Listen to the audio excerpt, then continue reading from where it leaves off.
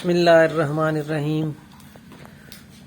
ये है नज़र का एक नुस्खा जो कि मैं बताने लगा हूँ, जिसमें सबसे पहले है चारों मगज़, सौंफ, भुने हुए चने,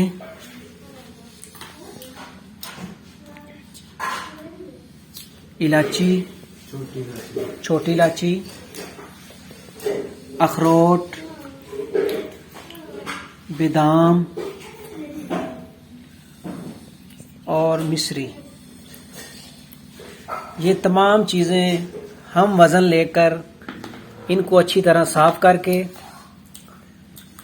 इनको बारीक कर लें, और बारीक करने के बाद इन सब को अपने पास रखें और रात को सोते वक्त 1 गिलास दूध के साथ 1 चम्मच इस्तेमाल करें।